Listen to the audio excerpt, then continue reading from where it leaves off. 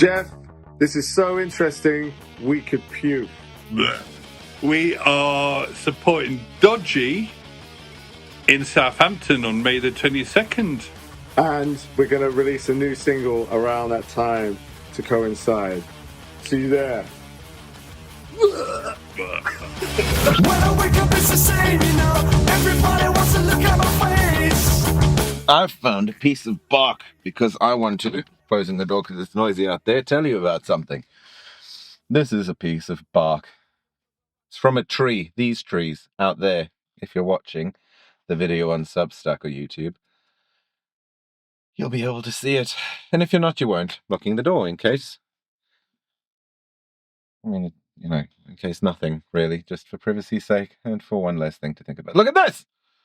This is a piece of bark. All right, so in your life, you're given opportunities. Look.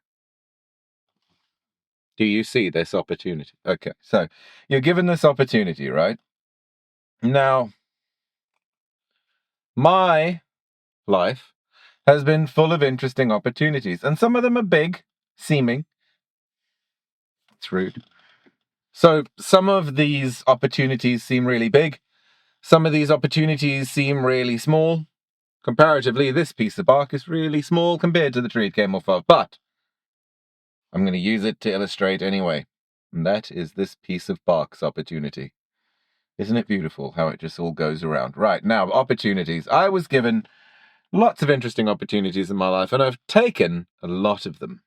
Some of them I haven't really noticed until it was way too late, and some of them I haven't even heard about, known about, or been told about until it was way too late, which is annoying, but fine, because everything leads you to where you are. Now, this piece of bark represents all of my opportunities in life. Okay? And sure, there seem to be quite a few. Look, it can fill the frame. All right? Happy with that? No. This piece of bark represents all the opportunities in my life, right? And if I break this piece off, this piece might represent me and my voice, right? So I've been given the opportunity of having a voice that people seem to like. So this is my voice right here. It's quite a big piece because it's got a lot to do with how I communicate my identity and how I earn my living. So this, if I hadn't taken this opportunity, would have been gone. You know, would have fallen to pieces and been gone. Shutting the door again because it's noisy out there.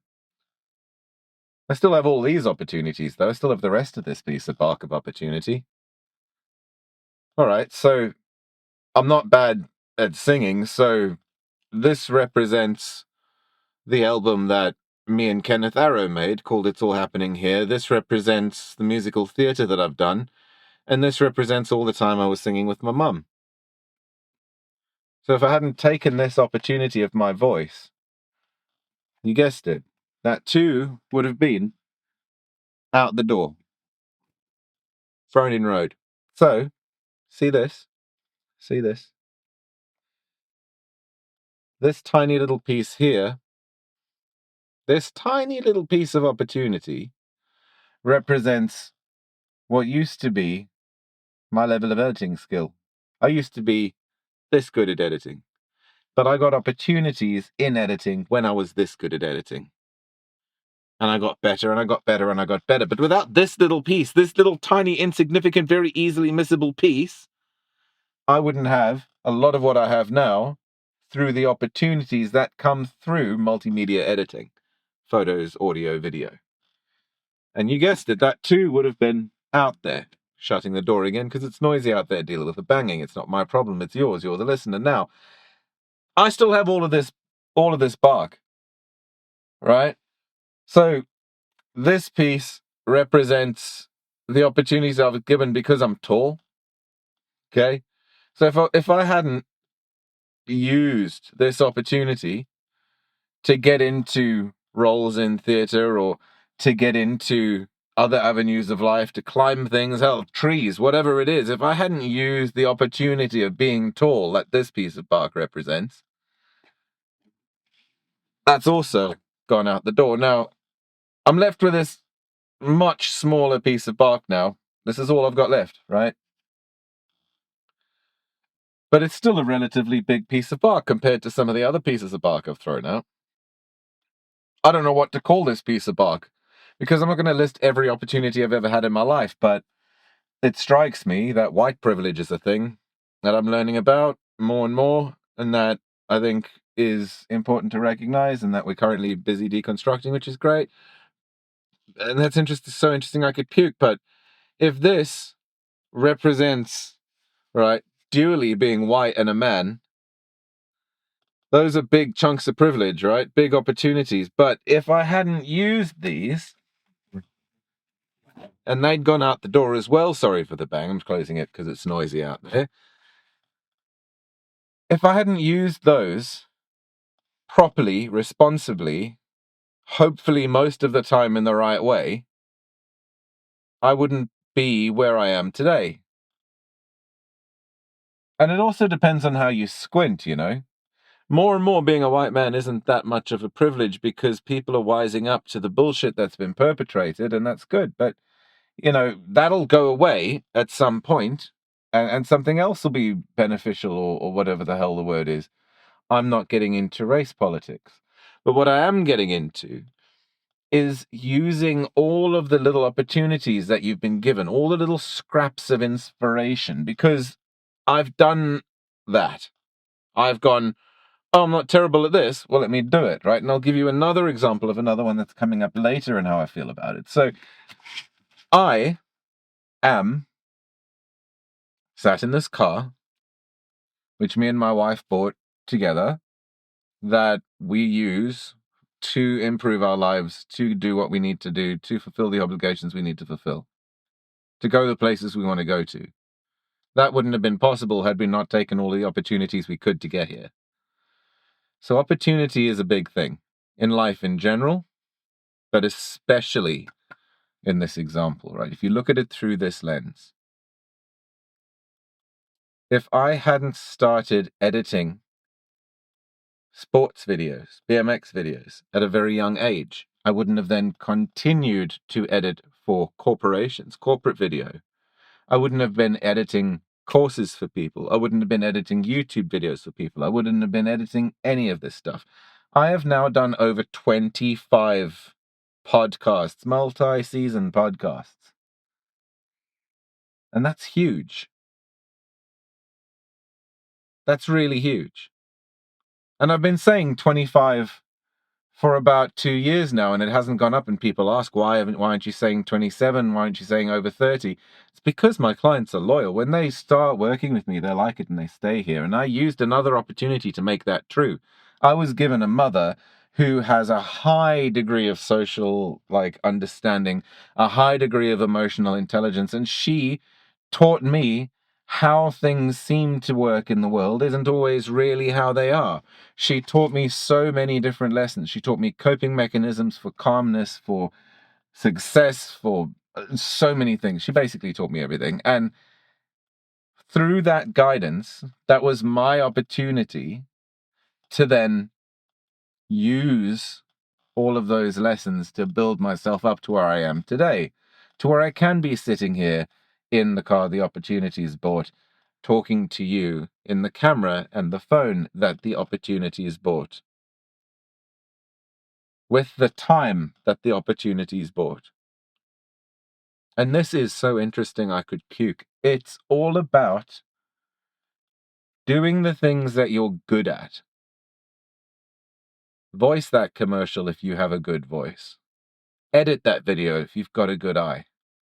Sing that song if you've got a good voice. And when people tell you that you're good at things, take the chance on believing them, because yes, you might be embarrassed in the audition room of American Idol, but you'll never know unless you try. If it turns out that Simon Cowell can't handle your caterwauling, maybe someone else can. Have you heard Yoko Ono's music? Have you heard Bjork's music? I mean, I know people who hate the Beatles, and I also know people who think that the Beatles are the greatest sound they've ever heard. Oh my goodness. Opportunity. I mean, Ozzy Osbourne, right, was working in an abattoir. before he became the Prince of Darkness and rock and roll and metal music. I mean, what's going on? Opportunities, chasing those little threads of opportunities and inspiration. That's the thing that you need to be thinking about and doing and chasing and wanting and thriving on. You can't spend your whole life wishing that you'd taken those opportunities. Kenneth Arrow recently came back to me after we did that album together, and he said to me, "Do you want to make another album?" "What do you mean? Of course I do. That sounds like fun. What are we doing?" "Oh, hip-hop this time." "What?" No, he thinks that I'm decent at things because we've been goofing around together on voice notes. Like, he thinks I'll be good at that with no experience, basically. Apart from some kicking things around in high school, which was very minimal. So, I mean, I'm not a hip-hopist. I like the genre. I'm going to give it a go. If it's terrible, it's terrible. I've just, preparing for this, listened back to that other album we did, It's All Happening Here. And I mean, that's so interesting I could puke. It's like so much rage. And that's what that album was. It was, all of the vocals are done by me, all the music was done by Kenny Jones. Kenneth Arrow, all the music, me, all the vocals. I mean, all the vocals. All the vocal sounds you hear, that's me. So those things, right? I really want to stress this. Those things were just chances that I took. Those were just inspirations, ideas, thoughts that came into my head.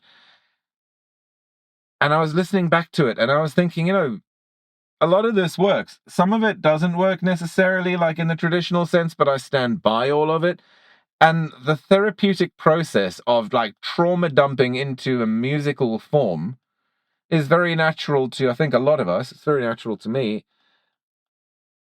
And I mean, I'm not hell-bent on becoming a musician by any stretch of the imagination. It's just one of the things that I've done. And it's helpful, interesting, therapeutic, and it leads to other things. And that's kind of what I'm trying to get across to you today is I had to start somewhere. I started editing initially for free for people. Now I only choose to do free work for people that help others in the community. If you've got a sports team with a development side or something like that, I will assist you if I can, if you pass the vetting and all that. But I recently did a video for the Overberg BMX Club because they do a lot for the local community. They've got a development side and, they push all of that progress back into the community. And that's so interesting I could puke. But we'll talk to Rickus hopefully at some point. Rickus, if you're watching and you want to talk about that, let me know and we'll talk about it on this podcast. Now, I just want you to understand that even those development kids, they grabbed an opportunity to get on that development team. It was offered, they liked bikes and they went for it. Probably. I need to talk to them and find out how they ended up on the development team because that's so interesting I could puke. I want you to think about this today, tomorrow, every day, the next day, the day after that, fucking 6 weeks from now. Think about opportunities that are there right now, that are sniffing about you right now. And grab those opportunities by the back teeth so it can't get away from you. And remember, you can't spend your entire life wishing that a heel click would bring the bat of destiny through the back door of hope. It's not how it works. And I just think all of us need to realize that and to feel more and more, ideally, that we'll be okay. And I think that starts with grabbing your opportunities. If you're a good writer, if you think you might be a good writer, write stuff. Start a Substack now. Do it now. You say you will, but you won't. Do it now. If you're good in the kitchen, film it. Take people your food. Eventually, they'll start ordering it. Do things with your life, your time, your money, your efforts, your talents that'll lead you to somewhere better. Don't just sit there festering and hating your life, because if you do that, you're a numpty. You understand me? You're a numpty if you do that. Okay, love you, bye.